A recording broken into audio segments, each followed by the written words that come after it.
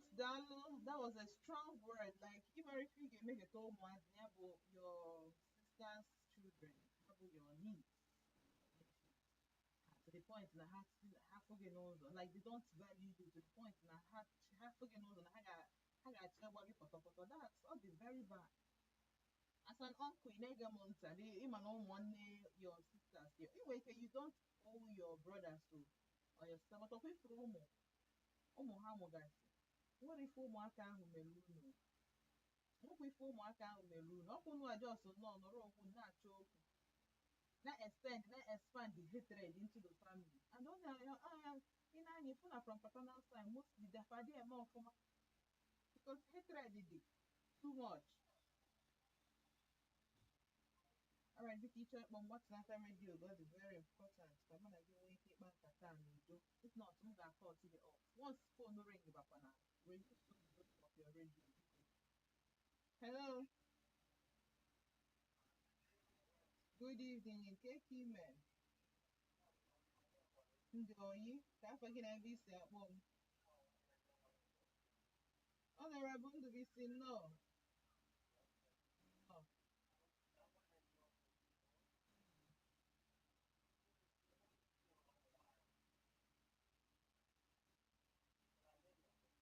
Na-anyị ife ị na-ekwu.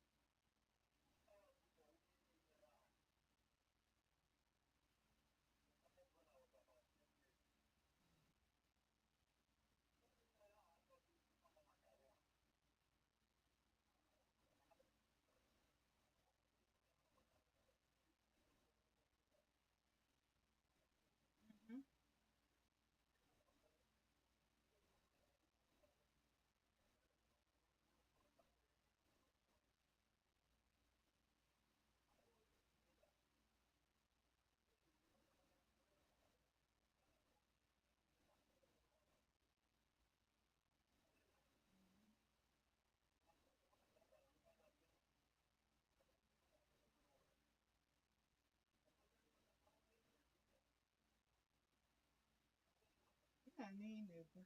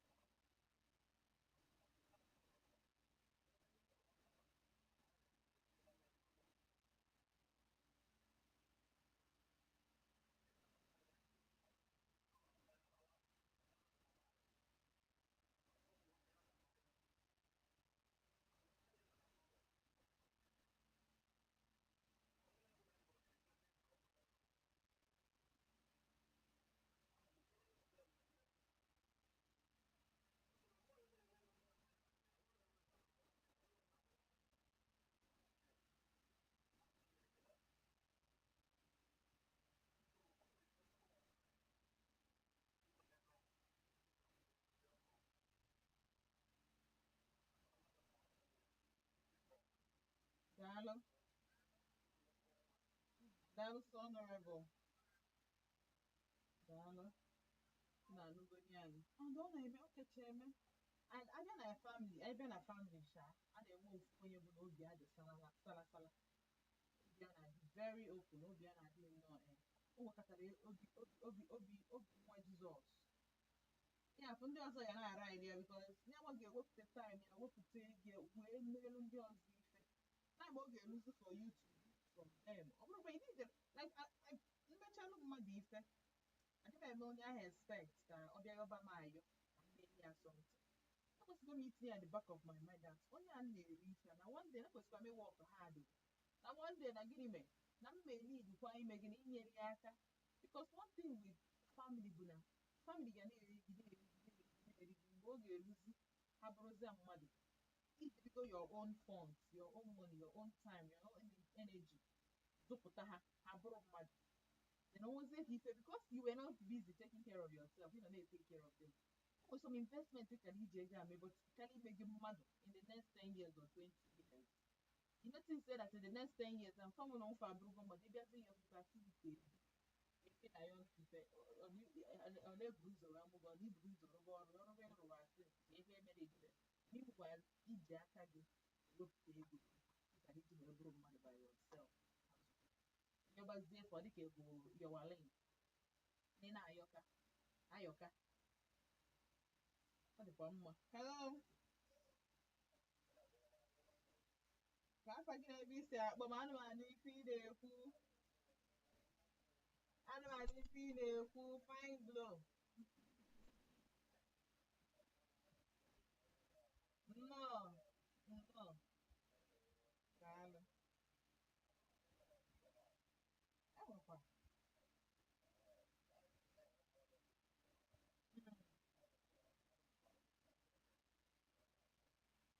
oh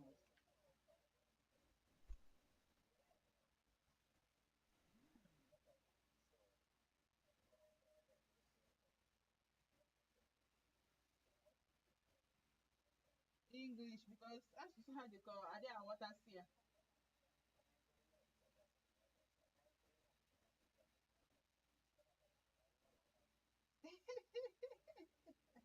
Ama agwakwago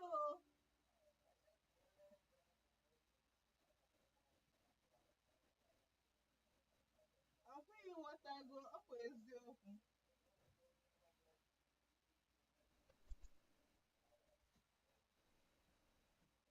Inwe point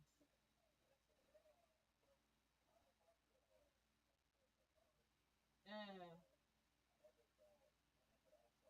Ebonyi Ọnịcha okay okay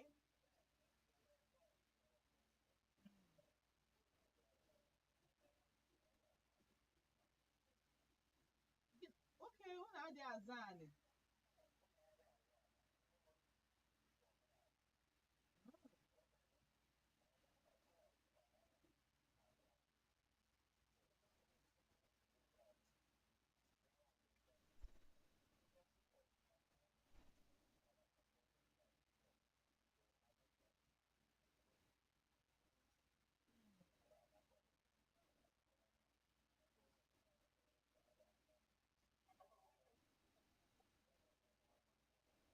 mm.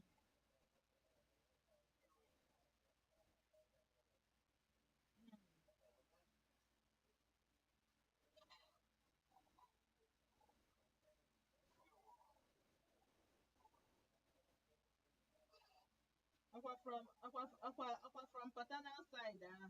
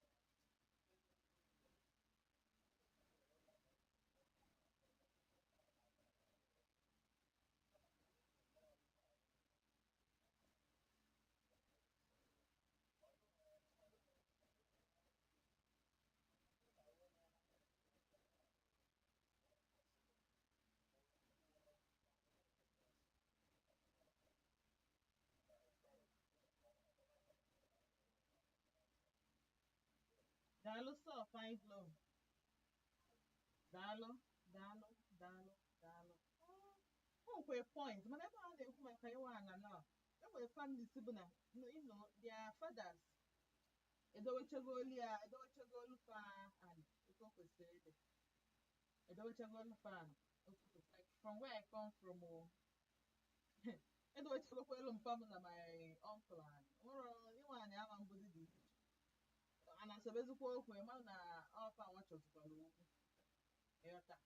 so, but well, on a point, in a situation where all your kids say fathers, Kewekwan, we wouldn't do Kewekwan, the Bena, the Beno. If you when you see your matter is moving, imagine families eat right they all your life to put together. And once they are official when you see I carry a bag, no problem.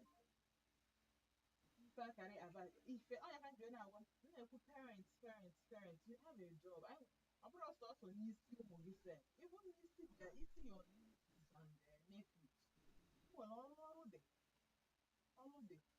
Because if I'm water rubble, one now, but then so who get she will extend there to their children. These children extend there to their cousins. If you are able to hate red, and about when instead of an call be a call, but now expand. Yes, I'm move on what to for one day. Or one them walk out home, avoid them for the evil. And for some reason, I guess it will. For some reason, what I see, I guess it will. Hello, thank you, man. I'm going to see people when you want to see.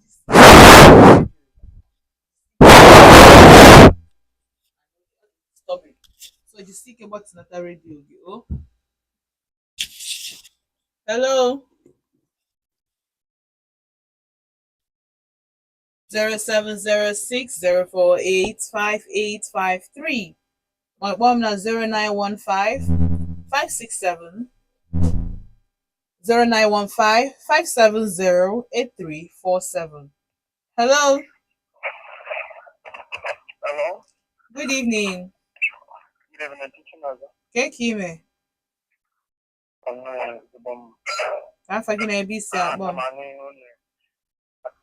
I want to know about Oh, wow, no, Ganir. this about that. Oh, just put it to the point because it's good in some of them in market and they will one name is transfer to Umaka. Maybe those boys or those girls, I'm an relationship between two of themselves because it doesn't can na-azọkọ ka nke bụ nke ịbụa nwunye nne na-aka afụ ụmụada ha n'anya because if you know extended family ha na-like take care of them maka na iji ada egwuregwu mana dịtụ okwu dị na ikwu nke ndị nke nna asị ana asịrọ property asị azụrụ n'akwụkwọ asịrị mere nke eme nke ọzọ a transfer go hatred over those children. Even Omazi na keep it up. The Hana no from their parents. Some Hana complain now. Uncle Cat Nemenka, Uncle Kayaju, Sabon Uncle Kana, yes, going on at this level. Upon Uncle Kay to see going on a level. Babon, the king at that in Madinaro. The matter is Kamaketa. The guy all just asked me last born, after last born. We spend almost 10.20 million naira, but the issue only. Now, after the case, everything was spent the keta. After I got back to Dada. So, anytime I'm on your food, or some other boy go spend money, that prima. ebe ya nọ kịta mana ịfụ ihe a niile emechiri ma enwere onye si n'ọbụla enwetara na ya otu a na-ekwu ihe a kịta osikwe n'ọnwa etinyere continue to transfer into children. ọ na-akọrọ akụkọ ọ ga-agwakwa ha si ha ekwu na nchukwu ozugbo igwe a na ebe a gụọ a na ebe a gụọ a na ebe a and enweghị onye ụfọdụ ọbụla ga-anụ ego ole a 10.something million spend n'isi nwanne nwoke maka kes amara na ego ahụ kwesịrị ikori ya ọ imere ihe a mee nke ọzọ so ihe a na-akọ ọzọ na nna anaghị aga adị tugeda karịa ikwu mmiri ka nkwụsị ebe a ka ndị ọzọ si ọnụ mọmi redio akụkọ ekwemọnụ satarizm from ihe a ọkwa ka anyị n'ọnụ. All right. Thank you so much. Oh, Daloso. Dalo. It's okay, kacha ewutesi m bụ that passage of hatred to the children. Nke a na-ewe m, like, mụ na gị na-enwe issue, biko can we keep it to ourselves? Like, anyị dobia n'etiti anyị na-abụ. Hapụ ụmụaka dị innocent. What it is to start ịkụziri ụmụaka ife bụ hatred. Ife bụ obi ọjọọ, obi inu n'etiti ụmụ nwanne ha. Ọ dịrọ mma. Nne na nna na-ese okwu ọ nwanne na nwanne na-ese okwu bụ adult biko dowe ya n'etiti onwe unu ị nidiri ịbịa tụkwudo unu na-eme morning devotion kọbara ụmụaka ka si fafa avoid afa nke you can inwe ike because na ụjọ na-atụ gị mara na onye a ga-egbu ka anyị wee ya nọ na nwanne gị dị evil na nwanne gị dị bad na nka but ọ bụrụzi to ịmago ịbịa plant by the seed on the children o nwere ike eso egwu ụmụaka okwu ha ghọta but then by extension please gị nwa na onwe gị bụkwa nọ mpafa ịnọkọta kpọọ ofu onye n'ime fa na phone ha nidere necessarily ịgaba ebe ahụ kpọọ fa na phone a na-enwerịrị ekwesịrị inwe love because ọbara a na-ekwu amaghịzi m ka ọbara si na nke maternal side shizie ike karịazie nke bụ nke paternal side bụ onye anwa na-eproduce zid ife na-ewepụta nwata ụmụaka from there ịmago n'ife na-ekwu na ndị chromosome ndị XY na YZ ngwata ife na-ekwu so aghọtara m but cheta na anyị nọ na YouTube anyị nọ live on YouTube Etiti nọ live on YouTube gaa na YouTube now gaa na vote Odenigbo ijekwana na YouTube join us your search space type of vote Odenigbo i click na our ịmago DP ebe anyị fụrụ ịmago picture anyị ndị na-agba ndị atụlọgwụ tinye aka ebe afọ tinyekwa aka ọzọ ebe a na-achazi red nwee ring red ịbata live isonyela anyị na studio ka ife ji gị na subscribe be na-ajụ gị kedu ife ji gị na subscribe be to my Etiti YouTube page YouTube channel ọ dị mma jee na vote Odenigbo kịta ka ịpịa aka subscribe or watch ya live ịghọtago engage ịma na ị na-support m ịma na unu ama nnenwu m ego unu ama nnenwu m ife ọbụla sọsọ ife ị ga-eme gịnị ife ị ga-eme nwuru mgbe ime gịnị ijoin in live subscribe achọrọ m inweta 1k subscribers but the tata bụ Monday ka I work back towards it ka I nweta 1k subscribers by weekend this is me ana m ele my product bụ vote Odenigbo Etiti ana m ayụ okay mo sorry because iwe ga-adị n'ọkụ onwe ife ọjọọ m mee gị gbaghalụ m ọ dịrọkwa mmadụ anwụkwanụ nke mmadụ ma onwe eme amụọba Etiti man like ime gị ife ọjọọ na mara ọma mee gị nnọọ ife ọjọọ atamụji ego onye nnọkọta fanụ a na-eme my destiny helpers ife ọjọọ ọ dịrọ nụ mma na so biko nụ ka unu ha na-ege m ntị type vote VOLT Odenigbo ụmụazị Odenigbo na o kwesịrị maka ese spell Odenigbo bụ nwa afọ ndị Igbo yatago ịta ị ga ebe a just ọ bụ na isos ọ bụ na ị na-ha video ọ bụ na ị na-ha live mgbe subscribe ndị YouTube ga unsubscribe gị so ị need ime gịnị isonye na the activity so subscribe ka anyị nwa na ị ga-eri need like ndị na-ege m ntị na-akarị 1000 so ị need 1000 subscribers I malụ that na ị na-esonye n'ife a na-eme so long as na ị nwe Android phone ị nwe YouTube ụfọdụ n'ime ụnụ yaba asị m na be enwero YouTube unu nwekwa YouTube mepenu YouTube unu kịta jirinụ maka m mepenu YouTube ọ dị na phone unu maka ndị si na fa dị eyuzi ya ga-eje fa jiri maka vote Odenigbo wee mepee gị YouTube gị ndewo hello Oga Justice aka maka o si wee bụrụ ị na-esonyekwa anyị na YouTube na vote Odenigbo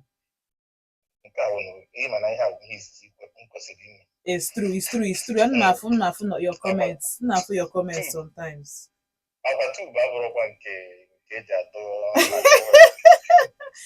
Two Barbara wouldn't get tired, I was safe.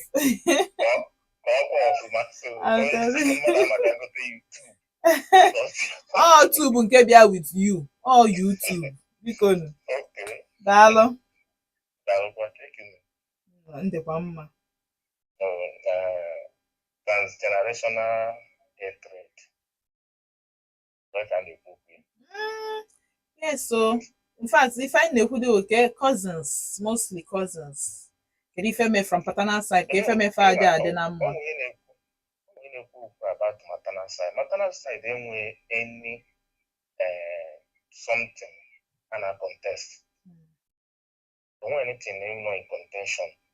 It's only on the paternal side kind of something and in contention. Because mostly maternal side you just visit and go. But that place you dwell is the place and the problem. And the reasons is not far from animosity. Also, one of those things. There are things I know. For me, there are some people. My parents say, "Don't go to that person. Don't go to this person." There are people. So you grow up, but when you realize that what your parents say again, and those things all again is to save you. What do you do in that regard? You investigate now. Like more and somebody not like him investigation. You don't tell me something, I will try to investigate. That is my wife, which you were saying, nah, the two extra. If you tell me something, I like to investigate. Check the show. Check it. All my shadow, the two inquisitive. And I like it. So yeah, I like them. I like him. If I'm talking, I'll be good enough to talk. Manage adult, I'm sure. That is why any information I pass that information accurately. I pass that information. Most of the people on our phone, most of them they have my number. Sometimes they call a John Alpha, Naya, Nugo News, and say already I've heard it. But also, all these things now, when your parents tell you something, try to investigate. Because if you fail not to do that,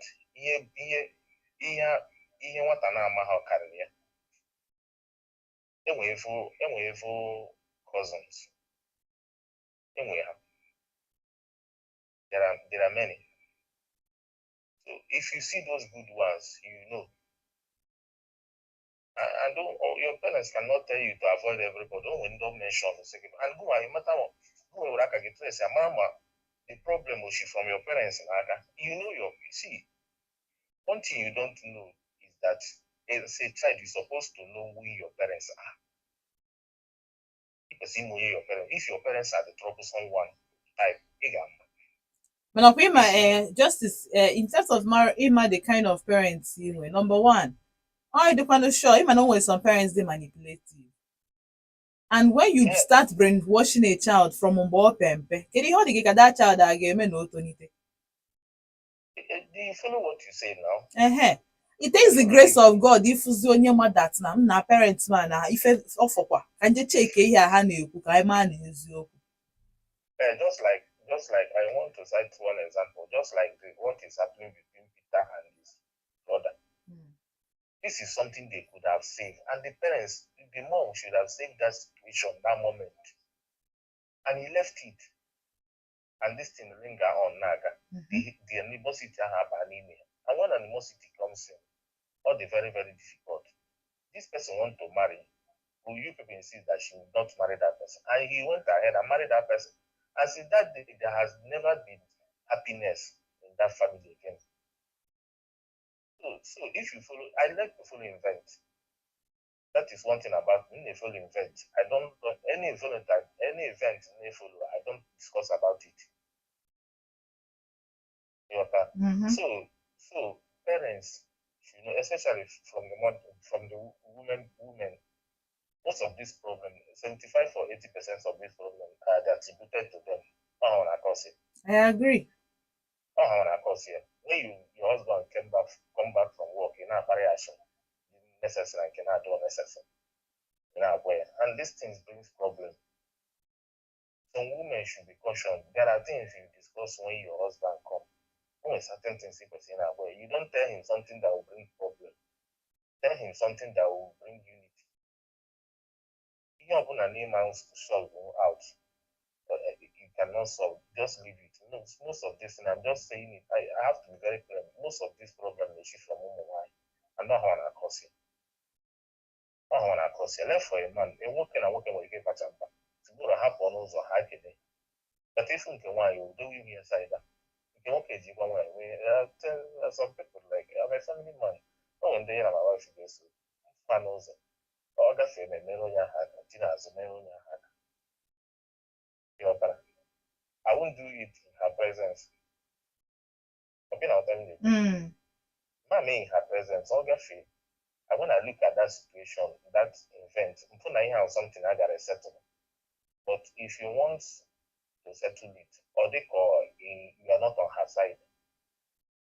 If the person, to show that person know anything or if you can really that person hurts her. But the anger person take to that level. So I'm advising women on how to answer all these things. They should know how to issue at that moment.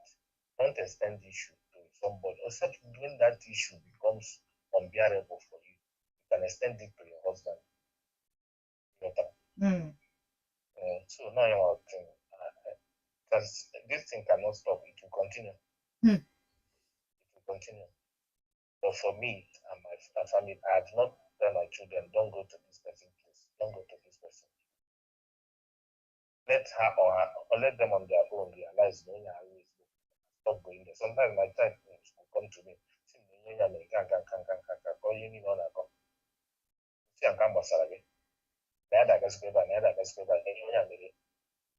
Allow children to know what is wrong and what is right. Don't tell them. Don't try to manipulate them that something they right to the wrong. I have many things to say, but I need to That also justice. But you make go your point. And the most important thing bụ na o si n'aka parents. Ihe mere eji enwe this transitional generational hatred bụ maka na ndị nne na nna from our paternal side ahụghị iyi that ha man correct ya. And for some reason it's okay. Abịa na normalize ọ dị normal. Ọ dị ka ihe o kwesịrị ịbụ. But ọ bụrụ ihe o kwesịrị ịbụ. A lot of people generalize the whole thing.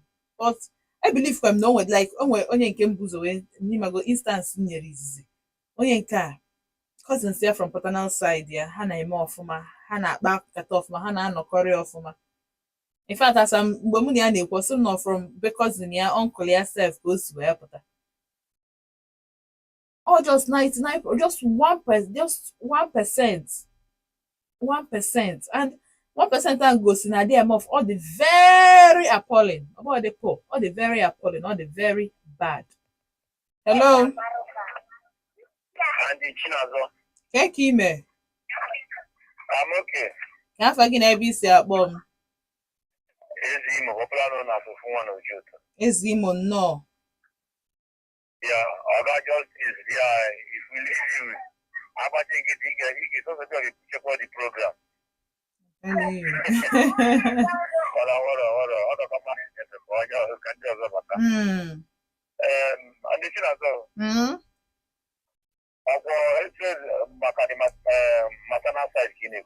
Hatred, gị na ndị be your mother side adịrọ na mma.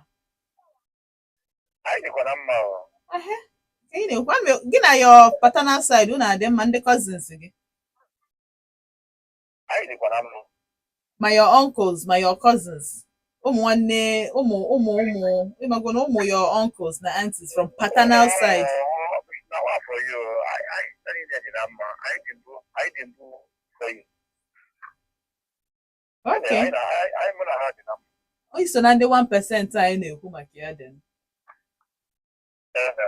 ịma ihe na-eso eme ya bụ ụfọdụ bụ enweghị ego saịdị anwe ego saịdị ama nwe ego adịkebe ndị nke a na-enwere ego ga na-achọta ndị nke nwe ego ndị nke nwe ego ana difensi maka uche ha ga-abụ na abịaghị ka abịa ihe ego mana ụmụ ihe a da-abụ the best enwe ego ma enwere ego mụa na-eme kọlụ nnata village like this na-aga to my ebe ikwu nne m na-agagharị eji ajụ ese natakwafa marụkwa ma ndị na-eji nọmba ha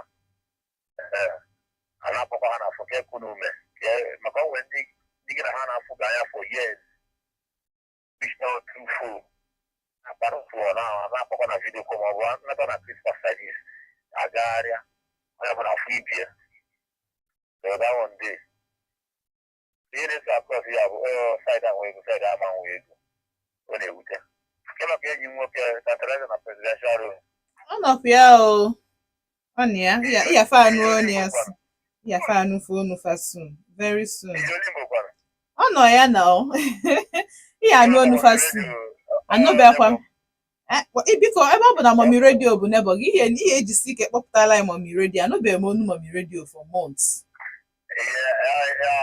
afọ a na-achị ya afọ ga-eli chai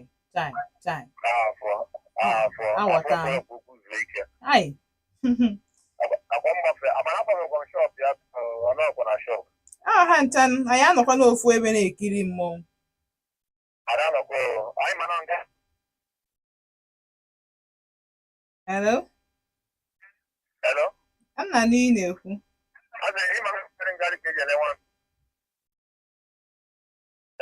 nna n'ihi na-ekwu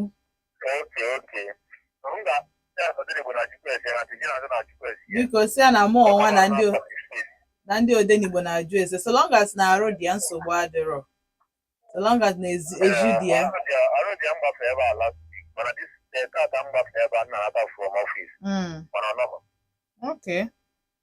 okay nsogbu adịrọ daalụ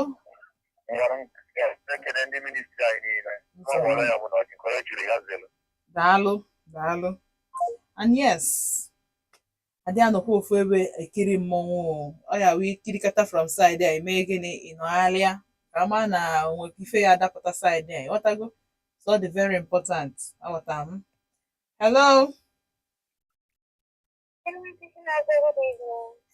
good evening kekwana mee sọsọ gị nwe onu a ọsọ gị Mary naanị gị ndị kwa mma o kekwana otekwa Mary naanị gị nnọọ daalụ anụbịakwa m onu Kings but hopefully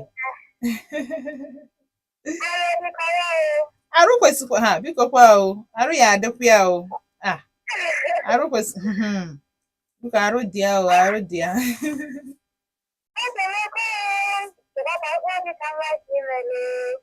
ewo ị chọrọ itinye ọnụ n'ife anyị ji maka ya wee bịa n'ụbọchị nke taa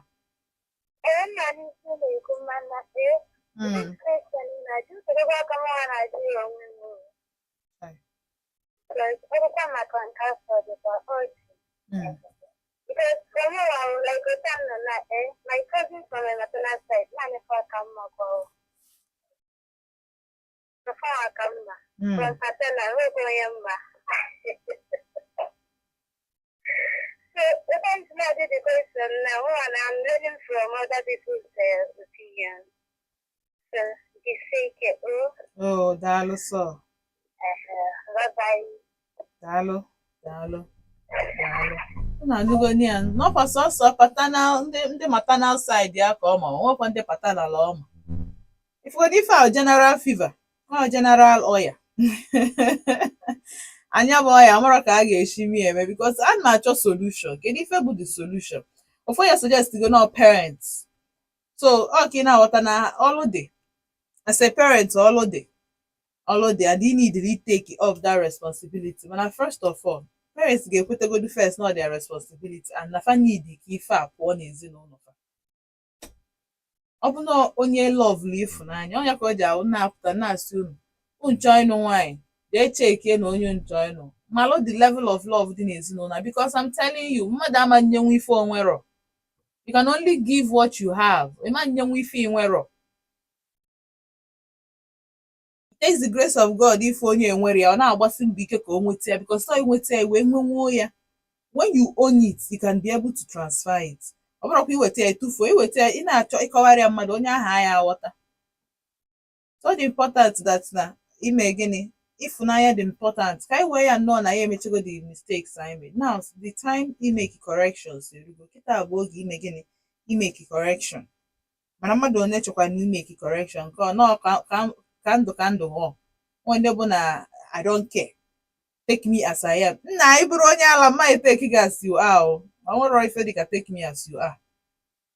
Mmadụ ama mgbasi mbọ niile ọ gba idevelop onwe ya train onwe ya gaa through all the life processes ịbịa settle for less.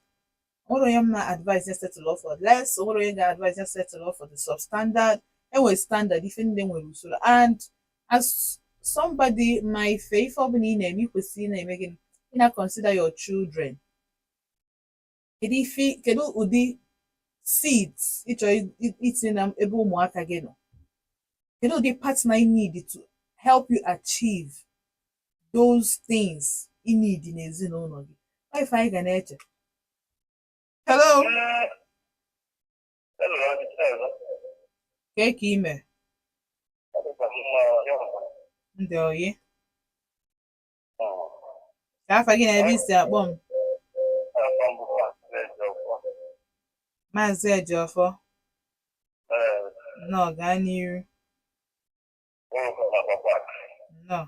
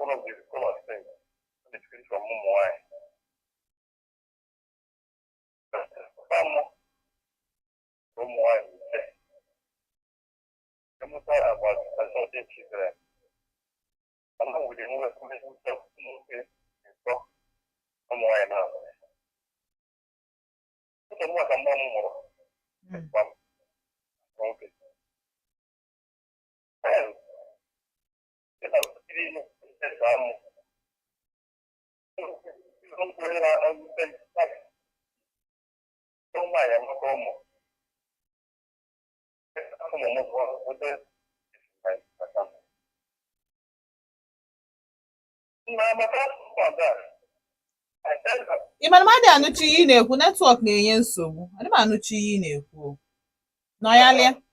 nọyalịa gaa n'iru.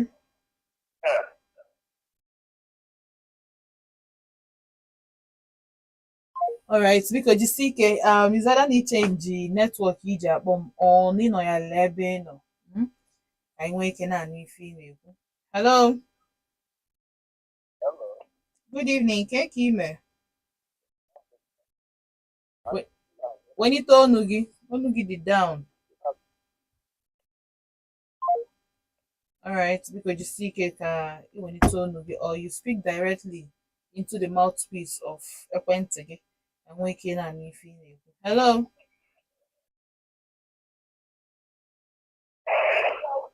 Hello. Hello. All right, 070604858553. White one na 09155708 and then I food that's now close to 1 hour now or up to 1 hour now. I got a musical break. Ọ ka nwee ike nnabatasịa okwu unu niile ka mmadụ hapụ isi m Aunty Chinazọ time Aunty Chinazọ ekwuru okwu Aunty Chinazọ onye a nọ achọzi m ụdị aka so ọ bụ na mma anabatasị kọọlụ unu niile o mean na gịnị na ya ma na-ejezi break ka anyị hafe na-agbazi egwu ọkwa anyị kwete ọ ya anyị kala last week. Hello. No, honorable. The last speaker nke na-akara asị ọ na-asọpọtụ ihe ikwu nwaanyị ka o si n'aka andọrọ dịka ịkwụta anụtara ụmụ nwaanyị from different places for the competitive agbam mbọ so mfe ya ha ga-adịrịrị that enmity will come in na dey progress so ihe kwụsị onye ọbụla na-arịọ tie onye si ka tie na ụmụ nwaanyị ka ọ na-esi n'aka and anyị akwụsị ndị na-esi n'ebe dị iche na ụmụ nwaanyị anụbatacha ahịa ahụ enmity ahụ ebido onye ọbụla die ya enwerịrị competition so onye nke ka ihe kwụta onye ọbụla nyewa tie ya onye si ka tiere daalụ sọ daalụ alright onye ọzọ ekwugokwu ya na ọ na-esikarị n'aka ụmụ nwanyị weda na nwaanyị anụbatara anụbata nwaanyị amụnyere amụnye n'ezinụlọ afọ ife anyị ma bụ na gịnị mere na ọ dị ụmụ nwanyị mostly ọ bụrụ all the jobs though ọ bụrụ all the time though but mostly ụmụ nwanyị a ka ọ dị n'aka. Hello. hello Ke ka ime anyị dị oyi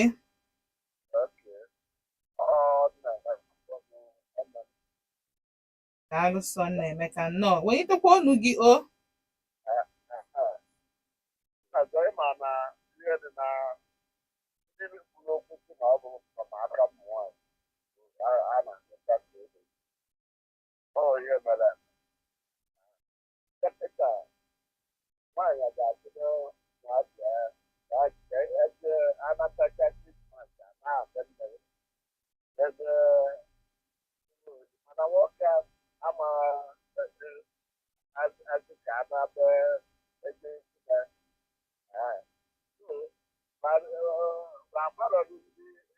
ama ndị ukwu na nne ya ọ ndị ukwu na nne ka ndị ukwu na nne ka ọ na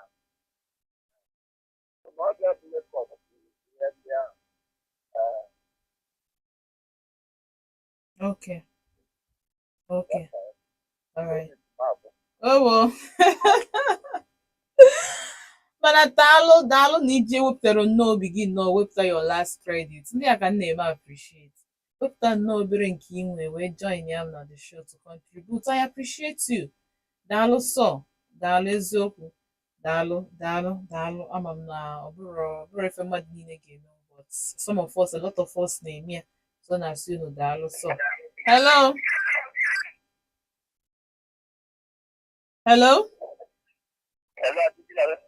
Good evening. Ke ka ime?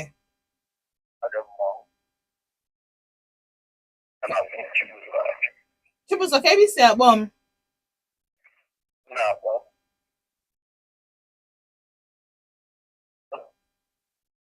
Hello?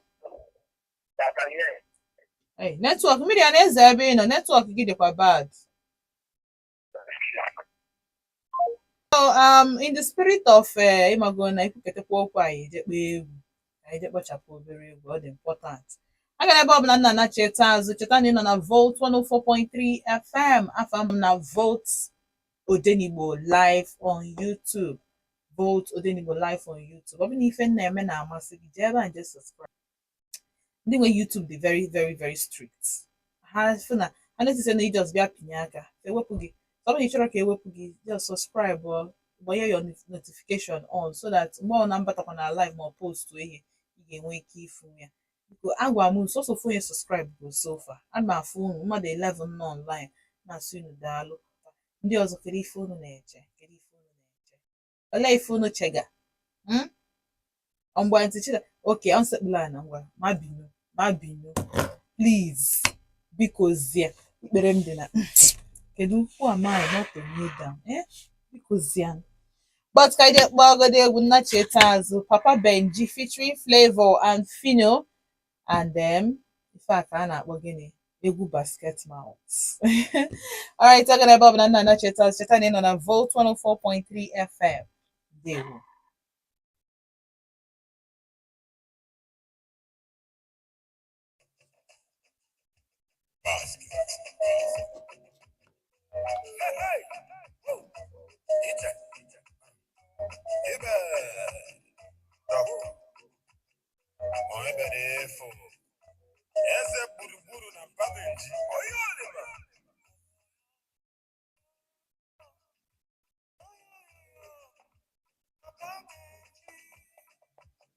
Oh yo, oh yo, yo, yo, yo. Oh yo, yo, yo. Pa pa pa pam pam pam pam pam pam pam.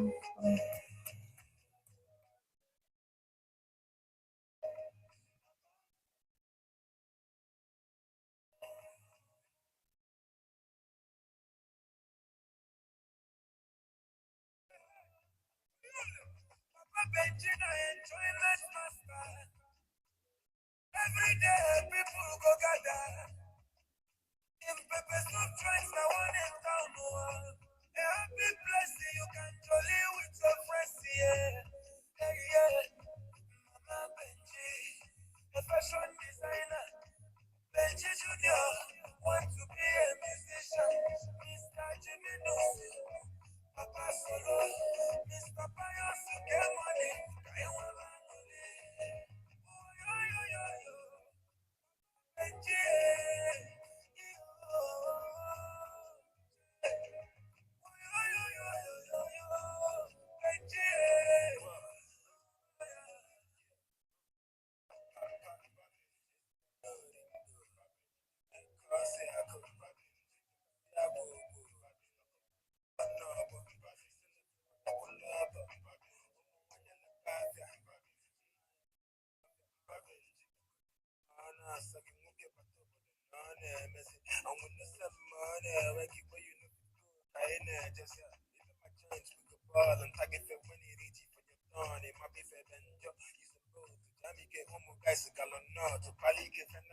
and the level up. Look at the money with double love. I didn't make too much cause the money thug. I want to call this and how the money come. I want to day. Oh, yo, yo, yo, yo. Papa Benji. Yo.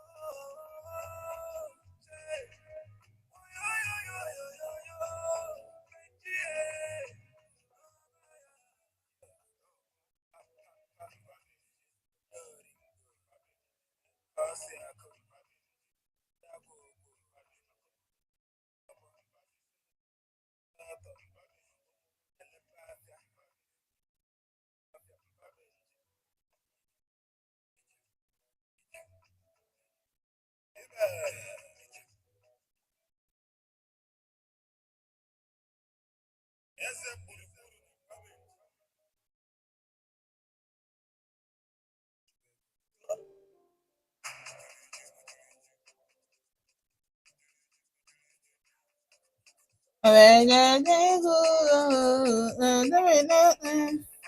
I didn't go say no, but I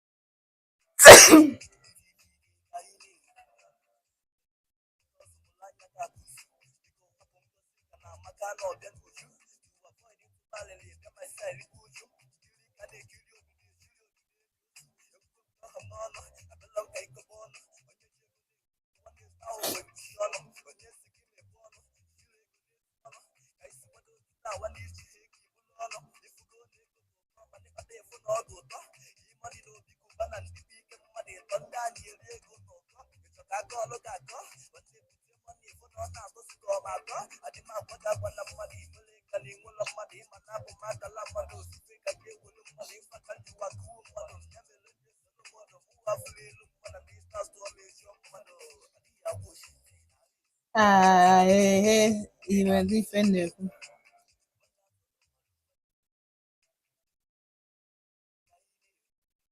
Enwere eme odogwu.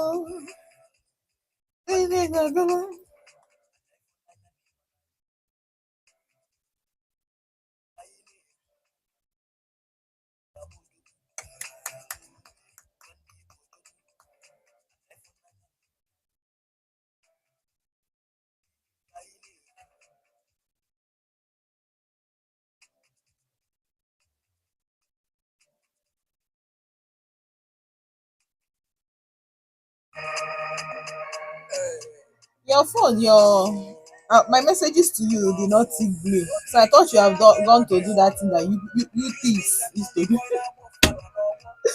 You know that thing used to annoy me. It's very annoying.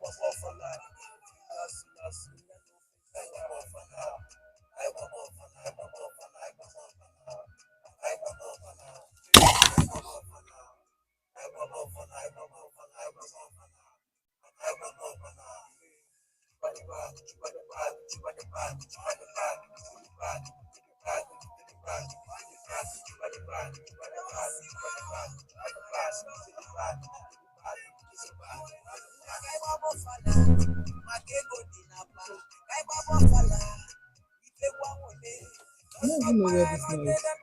Okay, the one that's coming off from there. How come? Okay.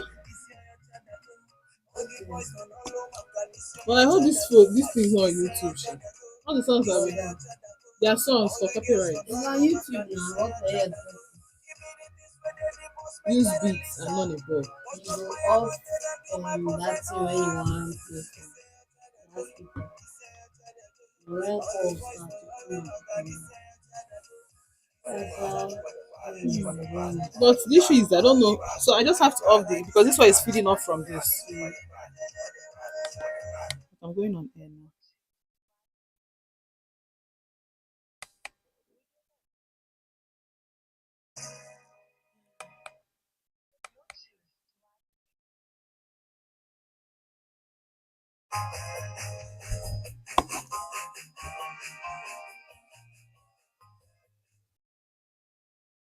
And I check about Zuna Volt 104.3 FM na-asị unu nnọọ for ndị bụ na fa just nnọọ na-join m ọ bụkwa nnote gị nọnyelụ m na-asị gị daalụ daalụ daalụ daalụ adị m sure na unu mere enjoy egwu ndị a niile kpọgasịrị n'ọka obi wee na-adị anyị ma ịghọta ka anyị na-reduce the pressure maka agwago the pressure dị na Nigeria right now in fact onye ọbụla nọ na Nigeria ka dị ndụ survive ụnụ onye ahụ mee gịnị bụ kpọkịrịkpọ ịkara aka kaja in fact ife dịka gị ama nkọ anyị because this country now otu o si wee dị right now akwa ifụla mmiri na-ezo onye ọbụla jishi ike diwekwe nnive a because anyị metesi na this rainy season pụọ everywhere adị gịnị kpọkad because anyị manụ ka o si adị at least kịta mmiri na-ezo anyị nwechara a lot of opportunities iri ife a na-akọ during rainy season and mbụrụ gị ọ bụ na ọmụbụ gị ma enwe a little farm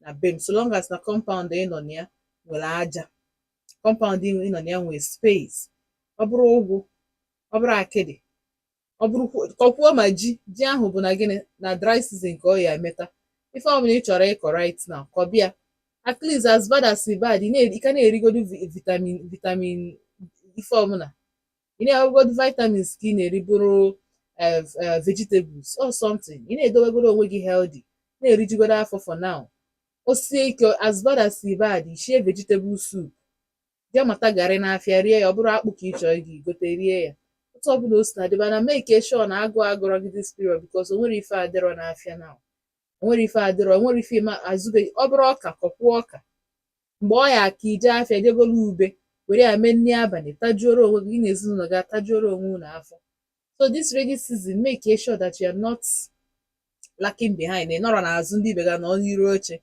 jee chọba ife dị healthy ị ga-eri ọ juru n'afịa na achịcha kịta ka ọ dị akịdị kịta ka akịdị green o nke a na-agwakọna na ịchọ igwe akịdị na achịcha ịchọ igwe akịdị na ka ife a na-akpịa na ji esuru ọ bụla ịchọ isie porridge otu ọbụla isi wee chọọ isie o juru n'afịa kịta anụ a ọka ị ga-esinwe ọka na beans ị ga-esinwe ọka akwọrọ akwọ nke ọbụla ịchọ iri ọ dị adị so ife ọbụla ịchọ ime right now mebekwa ya mana rijuo afọ ka ị nwee ike nwee ike ọlụ ọ dị very important so dịka anyị si wee na-ekwu tupu m gaa daa musical break a sị m unu na nnọ na YouTube join ya nọ m live subscribe bụọ nwere ife anyị na-eme ebe ọ bụla subscribe agwa m unu kalịlị na-ege m ntị and with you we can do this ịghọtago so ka anyị chụbanya bụ 1k subscribers so that by weekend in fact ndị mean by tata ekwesịrị m ndị mean minie business otu anshi minie business kịta na-agwa unu tata anyị ga-enweta 1k subscribers the only thing you need ime o just gaa na vote Odenigbo na YouTube imepe YouTube the search ya full search ife dịka ugogbe ndị dọkịta ji enyocha anya na hospital ị ga-afịa ya n'akụkụ ebe anyị pikwanarị wepụta gị the search space a type of vote Odenigbo o lead gị directly to our page or our channel ịpịa our DP ebe efuru ndị mmadụ ndị atịla ọgwụ na-agba egwu ịpịa ya o lead gị directly to our main page ịpịzi ebe a ndị circle na-acha red ịpịkwanarị o lead gị directly to the live lead gị directly to the live then you watch ya you subscribe ghọta engage kwuo too ọ dị important engage ya so achọrọ m ịga na YouTube because enwere m a lot of engagement on YouTube enwere m a lot of people so okay so onye jekwe Cecilia onye nke anyị in fact ndị YouTube enye gị ya sef okpu as queen of our channel nyawa bụ number 1 nyawa ka a na-erate number 1 number 2 the Minjaka amara m na m enwetara afa live like and support from Sarajevo daalụ ihe nke a sef anọ dị Nigeria daalụ ifugoni ya ọnọdụ Nigeria nke o ji a na Enugu mana ọ na-asọpọt kedukwe n'ife ji gị dey subscribe right now alright then enwekwa m Chinenye Glad bụ nyanwa bụ number 3 on the list so onye ji ekwesị hello aunty Chinazọ and Odenigbo family welcome to a new week daalụ so hope we are all having hope we all had nne m nwekwe ndị bụ na their day just started I just bido si afọ ụbọchị fan no so we see na nke bụ eziokwu bụ that a lot of people na-enwe good intentions when they are training or helping their siblings mana most times some of them tend to forget and not appreciate the help rendered to them because ọ bụzie na ị chọrọ help ọ bụrụ ya bụ na ị ga-enwe enmity enmity dị iche from mmadụ ịbụ an ingrate ịtọnụ mmadụ to an enemy dị iche inwe ike isi onye a na-eman helpzi ya maka na ọ dịrị appreciative onye na-help kwa o isi na ọ dịrị appreciative you get misunderstanding no problem but do your own part make sure na that the enmity esiro n'aka gị osiro n'aka gị ya bụ ajọ obi ya bụ ịtụ mmadụ ilo and all that osiro na-agbakwu mbọ make sure na ya bụ mmadụ na ị na-eshow ya love. By the time you show ya love 2 or 3 times, ya onwe ya calm down. Ọ ya mana onye anwa bụ ihe emetọrọ ife ọ na-eme ọfụma. So ọ gakwa n'iru na-asịkwa na ọ na-adịkwa painful, no doubt, it's true. That we cannot stop doing good, ezigbo. Not because a victim of that, but God is faithful everly. After all the help, they are not appreciating it. Instead, finally create enmity. Make sure na finally create that enmity. That give you create again loving environment for yourself and for them. It's good for your health. If you enmity, and na gwa eziokwu ụdị energy enmity na-take away from you, you cannot tell. Mana inwekwana ya happiness ga-eme gị dị very free, dị relax. If ị na-ede alụ, a na-awọnda ka ezi ebe ka this girl shi bute ego, nwekwa ego ibute, or just that fact that onwere onye iburu ilo, onwere onye neediri ịnọ na your house na-scheme, na-plan. Maka what it takes to plan. Time iji a plan for mmadụ ibe gị tupu na plan all your future. I'm telling you, ị ga-apụta from poverty. Ị ga-eshi from poverty pụta. The amount of time anyị na-etake a scheme, a strategize otu anyị ga-esi wee mee mmadụ ibe anyị ife ọjọọ. I tinye just 30% of that energy into the already percentage anyị na-etinye na our work. I'm telling you, ka nnukwu na make ya in life.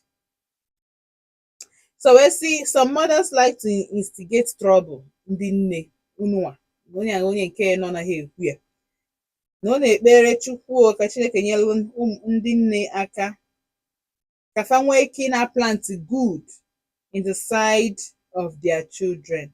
Thank you so much, Dalo. So your network here is bad. Sorry, Onyejekwe, network is bad. Sorry. Okay, Chineye glad same hello, Odenigbo family, Dalo. So Angela and same hello, Auntie Chinazo. Dalo.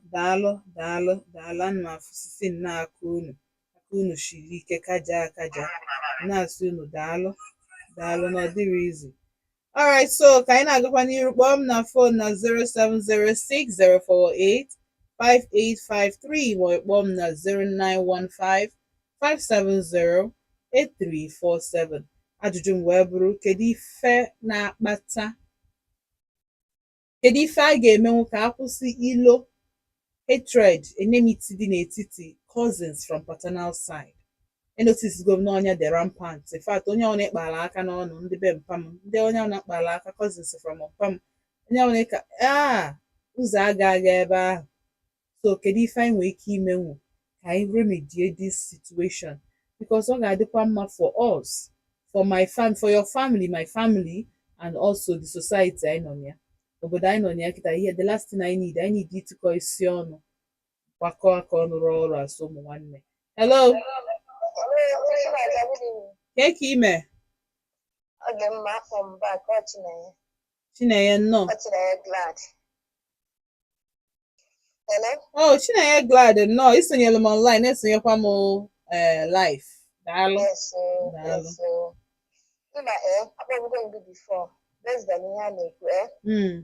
Ihe na-esi asatakarị ihe a bụ ekworo na-adị n'ezinụlọ. Ebe kpara anaghị esemokwu mebi n'etiti ndị nna, just like onye kpọrọ gị na-ekwusi na ya na na-ekekọ aka na na-ekekọ ihe. Ọ bụ esinesi ihe ọ bụrụ na ekere ọfụma esemokwu adịgokwa ma kụrụtezi ọkọrọ ụmụ ya ka onye a si megide, ka nwanne nke a si megide ihe efu na esemokwu ahụ adịgo. Amadịkwara na ọ dịgo imezizi na afịa mana ọ bụ na n'ebe nne saịdị nke nne ọ dị enwekebe ihe na-eserese enwere ihe na-eserebe mebi n'etiti nwanne nwoke na-abụ isi na nke nwaanyị dọkpata dozie gere dị n'etiti nna ya. Ọ bịa na saịdị nke nna ahụ ụmụaka na-agakwukarị saịdị nke nne, ụmụaka na-agakwukarị ebe ahụ anadị ịma na ụmụaka na nne ha na-anọkarị bịakwa maka ekiri na ọtụtụ agụ na ụmụ nwanne gị ga na-atọkarị karịa agụ na ụmụ nwanna gị. Omekwa ụmụ ọmụkwa pụtara aka na-agakarịkwa alụ ha karịa na be nna. Ihe na-abịa esi ebutecha ihe ndị ahụ ịghọta. Mana ọ bụ na ewepụ ide akọrọ ụmụaka mebi ihe ha na-ekwesịrị ma ihe na-ekwesịrị ịkọlụ ha na esemokwu dị n'otu ọ dịrị okenye na okenye ha eji ekpezie ife udo adịba n'etiti ụmụaka. Mana ọ bụkwa a na-akọkwara na-alụfe ofu si ifukwa nwanne m nwoke ihe une fukwa nwunye nke ihe une ọ dịwagokwa otu awa onye ahụ pụrụ je kọrọ nwanne ya nke a sị na nta anyị esi na nwanne ya nwoke a dị nka ife esemokwu adịwa ndị ọ dịwakwara na ọ dịwago ka ọ bụkwa ka ọ ra nnọọ daalụ daalụ ọnụ ya bụ seed ahụ a na-ekwu a na-aplantịgharị seed na-ekwesịghị taịm ị ga-eji wee baala onwe gị uru gị na nwunye gị amala ife ezinụlọ the way forward ijiri na opportunity na-akpọkọsị ụmụaka na-enyefa bad advice. Yes, not bad advice from a bad parent. You think you're protecting those children, you're causing more harm. Ị na-akọs ọrọfa nnọọ ajọ harm because keki ga-eche tụkwala na-agwa ụmụaka ife agbasatala ọl ha because ọ bụ na ha amarọ ama mkpa ụdị agwa ha and amaghị blame ụmụaka at this point because ha na-achị support their parents mana ọ parents makwa ihe ga-agbadat na okay ka e wee na ụmụaka gị dị very sensitive na fama na gị na ụmụ nwanne gị na-eso okwu abịakwa n'ịbịa mewe since na gị na mpa anyị na-eso okwu anyị na gị na-eso ịkụpụ ha that mindset na-arụ kụpụ ha ya na-arụ remind the alpha that it's none of their business. Remind the alpha na nwere ka o si gbasatafa na okwu a bụ okwu dịịrị nwanne na nwanne at that adult level. Mgbe enidie dia 2 cents akpọ ọfụfa si ya ngwa kedu ife iche okwu ife ichelo ọ bụrụ na ọ kedu ife anyị eme. Hello. Hello. Good evening. Ke ka ime? Ọ dị mma mgbede ọma. Mgbede ọma. Ọ transcribing. Finally, onye a na-ajụ esi ya erutego. Nnọọ. Ee, ya bụ ekele onye ọbụla. Daalụ. Anwụ anụ m olu ji ezi Igbo. Anụ m olu mama m n'oge otegokwa aka m debere ọnụ ya ọnụ mọmmeji ya. Na ụfọdụ ori Igbo. Ka ihe a na-ekwu okwu ya na ihe na-etu ihe a ọ na-etokeri na mgbe agha ekwentịwere chụwa akara aka nọsi n'anya abịa mụọ ezinụlọ na mgbe ahụ nka pere mpe iji sell your own child set mgbe ahụ aka pere mpe a na-azụ onye nta ga na-emekwa ihe ọnụ a ga na-aga n'igbo na-ekwugote ụgwọ mana etowe a na-eto gawa skul data skul onye nweta ọrụ agbasasị onye nke ike ga-agaji ego bịa anọda steeti o nwere ike mana ọ bụrụ na ha ga-emegosi ihe ọ na-anọzi oge ụfọdụ nata n'obodo nata na that family house a na-ekiri ya oge ụfọdụ and nọmba 1 thing kacha ekiti ya bụ mgbe a nụrụ nwaanyị o nwere ike ịnụzie nwaanyị mee nke ọzọ ajasị nwunye nke asịrị okene ọkwa nwanne gị nwoke jee na-eme nka na ya nwere ihe dị ụta ọkwa ya nwere alụ dị ụta ka bịacheki ya echekwu ebe na ihe a na-ụrụ anyị nwoke dị na famili ọ bụrụ ka nwunye ya dịka ukwu ya mmanụ ihe a zụrụ azụ dị ihe a mana oge ụfọdụ nwoke ma o nwere ofu onye nwụrụ na famili ahụ ofu onye anwụọ ụmụ ya ka dị o nwere ike dị ụfọdụ mekwu ha gbawazie ihe ndị ekwesịrị ụmụaka amalụtezi ya na mba ha nwụrụ ihe a na-esi ya oge ụfọdụ abụ ọ na-emezi na-ada anọkọ ọnụ n'aka kwesịrị every December time anatachi obodo like nke ahụ nka anọkọ ọnụ na-abụ ngacha abịa gacha bata na anata onye ọbụla nọkọ ọnụ o kwesịrị na December time anatacha onye ọbụla nọkọ ọnụ family na-amasị onwe because ihe a na-eme ọ na-eme oge ụfọdụ ifu nwanne gị si ya na mba ọzọ o wezụga esile na ụlọ ego onwe mana ị ga-afụ ya ọkọzọ na ya brọd nwanne gị isi ya na mba ọzọ ị gaa laikụwa gị ịchọdụ ịnụ ya oge omedo ụfọdụ so na ọgbata ọkwa ndị a hapụrụ ndị a onye anụrụ nwaanyị gawa onye nke anụrụ nwaanyị ga mụrụ ụmụ gawa ịma mmadụ onye ewu ka ebata nwa agbọghọbịa owuwe ka ha ga-esikokote nwa mana ha agbata ha ma ha na ha na-aga iche iche anọghọ n'udo ha abịakọta ihe ọnụ ndị nke ọzọ ọ bụla nwere ego ihe dị ụta agbara na-agara onwe m ga-ama mbata dị na-gasịghị mba ọgbọgwụ ahụ ya bie na-esochi Dalo so. All right. Okay, na anugonian. The most important thing bụ gịnị? It grows seed. Ọ ga-abụ ụmụaka a tonite, they will not depart from it because whatever ị na-etinye na isi ebe ụmụaka anụ a fa tonitekwanala, I'm telling you, ha ga-ewere ya, ha ga-efolo ya verbatim, and because na ibidoro n'oge ịbịa gwawazie fa anya bụ ife mgbe ha tonitego, ha, I'm telling you, ọ ga-afịa arụ change their mindset. Hello, good evening, ke ka ime? Ndị oyi, ndị oyi.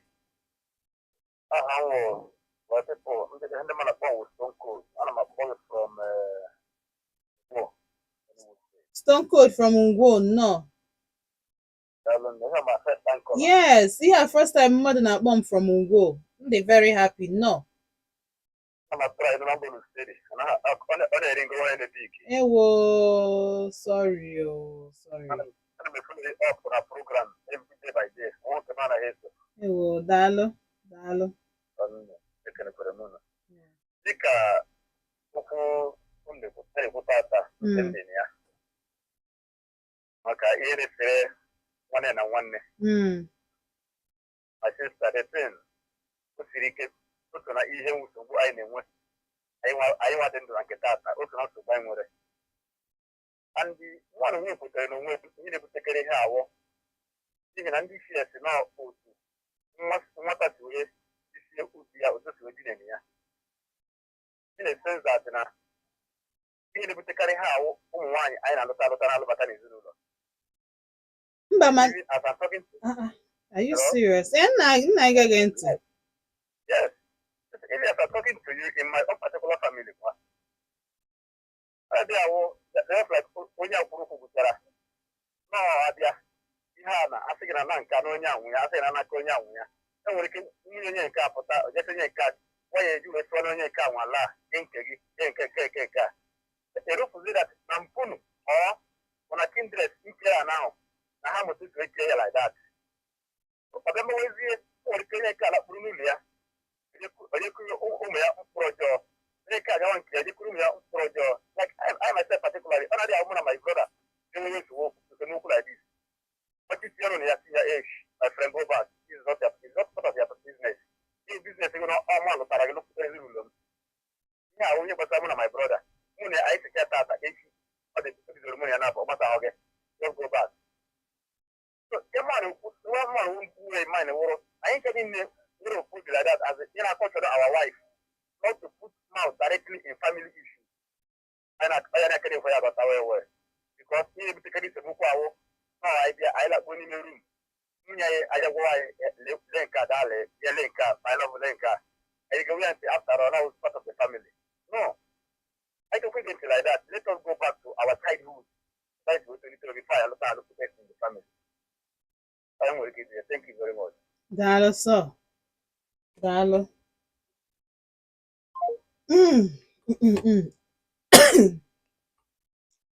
Ụmụ nwanyị, ụmụ nwanyị, ụmụ nwanyị, ụmụ nwanyị, ụmụ nwanyị. Mgbọrọ onye ka m ma akpọdo unu ka anyị wee nụ ife a na-ekwu maka ifu gị. Anyị marakwa na this thing anyị na-ekwu maka ya bụ ọkọta ọ bụkwa na generation a ka o bido tipe since eri mgbe nwanụ. So obviously for a lot of people isi that na ụmụ nwanyị o gosi that na ife a na-ekwu maka marriage, be careful onye na-anụ. If onye a like your family, ị ga-ama one way or the other, either by okwu ọnụ ya or by omume ya. Enwere ike imention ụmụ nwanne gị. Okay, o nwere story of my friend why na onye emekọkatagokwa ife o. So luckily for him ọ ga obodo oyibo, nke nwaanyị nọrọ na Naijiria, ngwa nke nwaanyị jee meet ndị be nke nwemago so that ọ nata ka ha bịazie finalize efe marriage ka ha emee wedding mee trial. My dear ndị mmadụ, ndị Odenigbo, my family, maka na this girl wee jee asị na amarọ m ka every single person enwero anything good ha kwuru maka that girl. Nobody like from ọmụma nke nwoke to nwanne ya to cousins, o nwere onye nke kwuru anything good maka na omume the girl. Then mụ na ya na-ekwuzi ọsị na mama na o nwe mgbe ọ chi rent ụlọ ka ọ rent ya 2 bedroom.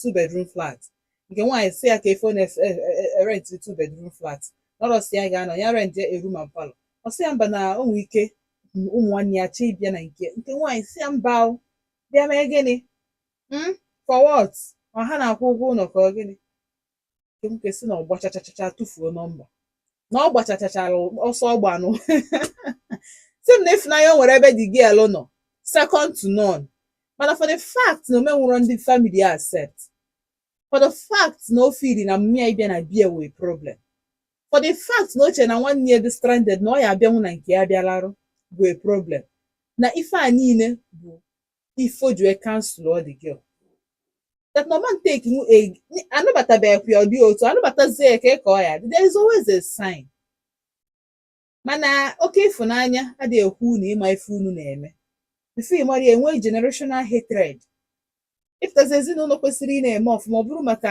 ilu a na-atụ maka obi ọjọọ because ego adị anọ ebe enwe hatred ebe there is no love ego amaghị anọ akwudo ịchọ ka ego kwudo in a family you have to have genuine lasting love ọ bụkwa nke na-efedi efedi nke ikuku bịa buru ya obusi ya side a o buo mbọsị ị nwere ego alọvụ gị mbọsị ị nweghị ego na akpa gị so ọ dị very important n'ife ọbụla anyị na-eme n'ụwa that na ịgbagharị chachachachachacha ife niile ya agbagharị nwaanyị ị ga-anụ bụrụ ezigbote nwaanyị ya akpakọ gị isi ọnụ kpakọọ family gị ọnụ kpakọkwa n'ego gị ọnụ ọ dị important so ebe a ka m ga-abịa na njedebe n'ụbọchị nke taa si unu daalụkwu wee nọnyelụ m na Volt 104.3 FM n'oge Odenigbo afọ mba ntị Chinaza na otu a ka anyị ga-esi wee nọkwa echi niile ka ọ bụrụ ụbọchị ọzọ mụ na unu ga-anọ onye mara asụ sụọ n'Igbo onye amaghị asụ sụọ n'ala agbacha ọsọ agụọ maịlụ agbacha egwu ọ naanị oriri amụ ebune ji ibi ogo deme Lifelong once said, life may not be perfect, but your sense of humor can be. Laugh through the challenges and you find strength.